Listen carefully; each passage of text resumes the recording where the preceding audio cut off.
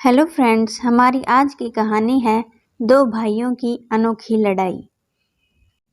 जज मेहता हमेशा की तरह वक्त पर कोर्ट पहुंच गए थे और अपने सामने पड़े ढेर सारे केसों की फाइल देखकर हमेशा की तरह उनका मन उदास हो गया था। जब से वे जज बने थे, उन्होंने हजारों केसेस की सुनवाई की थी और इन सब में मारामारी, धन दौलत, जमीन के लिए लड़ाई, स्त्रियों के लिए लड़ाई, चोरी चकारी, लूटपाट, इन सब के अलावा और कुछ खास नहीं होता था। अपने रूटीन के हिसाब से उन्होंने अपने सामने पड़ी फाइलों को चेक करना शुरू किया।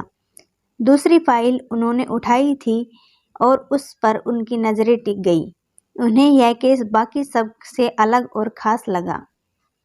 उन्होंने इस फाइल को पूरा पढ़ डाला। यह केस एक छोटे भाई ने अपने बड़े भाई पर किया था और केस करने का कारण था मां की कस्टडी पाना। मेहता जी ने सबसे पहले इसी केस की कार्रवाई करने का फैसला किया।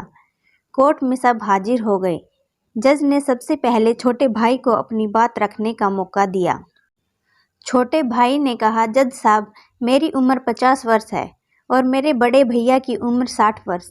हमारी माँ जो 90 साल की है, वह बड़े भाई के साथ ही रहती है, लेकिन अब मैं चाहता हूँ कि बाकी के बचे वर्ष मेरी माँ मेरे साथ रहकर बिताए। माँ की सेवा करने का मौका अब मुझे भी मिलना चाहिए।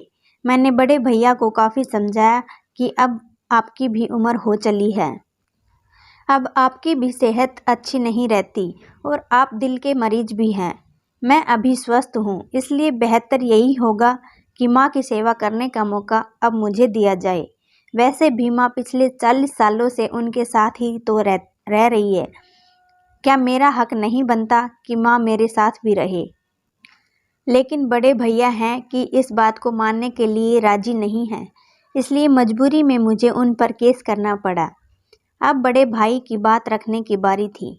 बड़े भाई ने कहा, यह बात सच है कि मेरी उम्र 60 साल है। यह बात भी सच है कि अब मेरी सेहत पहले जैसी नहीं रहती। लेकिन उतना ही सच यह भी है कि मैं सिर्फ जिंदा रह पा रहा हूँ तो इसलिए क्योंकि मेरी माँ मेरे पास है। चाहे मेरी सेहत कितनी भी खराब हो, चाहे मेरी ज़िंदगी नरक जैसी हो, लेकिन मेरी माँ मेरे पास होने की वजह से वही तकलीफ़ों भरी ज़िंदगी स्वर्ग जैसी बन जाती है। जज साहब, आप ही बताइए, मैं माँ को अपने से दूर कैसे होने दे सकता हूँ? जज ने बड़े भाई से कहा कि तुम खुद कहते हो कि तुम्हारी सेहत अच्छी नहीं रहती, तो भला तुम कैसे अपनी माँ की देखभाल अच्छे से कर पाओगे? यह भी तो सोचो। बड़े भाई ने कहा, मैं अपनी माँ की बड़े अच्छे से देखभाल करता हूँ। आप माँ से भी पूछ सकते हैं और अगर वो खुद कहे कि उन्हें मेरे साथ नहीं रहना, तो आप बेशक उन्हें मेरे भाई के साथ भेज दीजिए। जज को यह बात ठीक लगी और उन्होंने माँ को अदालत में बुलाने का फैसला किया। 90 साल की बूढ़ी माँ बड़ी ही कमज़ोर थी। वो जैसे तैसे व्हील चेयर से अदालत में आई। जज साहब ने उनसे उनका फैसला पूछा तो माँ ने कहा कि मेरे लिए दोनों ही बच्चे समान हैं। किसी एक का पक्ष लेकर दूसरे को नाराज नहीं कर सकती। आप तो जज हैं, आप तो ऐसे फैसले हमेशा लेते हैं। आप जो भी फैसला लेंगे वह मेरे लिए आखिरी फैसला होगा और मैं चुपचाप उसे मान लूँगी। जज साहब बहुत परेशान हो गए। उन्होंने अपनी पूरी ज़िंदगी में ऐसा अनोखा केस कभी नहीं देखा था। हमेशा दो भाई अपने माता पिता को एक दूसरे पर थोपते, एक कहता तुम रखो तो दूसरा कहता तुम ही रखो। जज का आश्चर्य तब और भी ज़्यादा बढ़ गया जब उन्हें पता चला कि माँ के पास दोनों बेटों को वसीयत में देने के लिए फूटी कौड़ी भी नहीं थी। बड़े सोचने विचारने के बाद जज ने फैसला किया कि माँ को अब छोटे भाई को सौंप देना चाहिए। यह फैसला सुनते ही बड़ा भाई जमीन पर बैठ पड़ा और फूट फूट कर रो पड़ा। उसे रोता देख कोर्ट में हाजिर सभी के साथ जज की भी आंखों से आंसू बह निकले।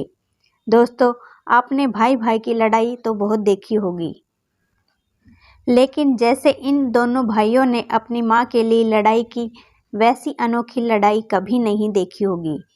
इस कहानी से और इन दोनों भाइयों से हमें सीखना चाहिए कि अपने माँ बाप का कर्ज कैसे उतारा जाता है और माँ बाप की सेवा कैसे निस्वार्थ भाव से की जाती है।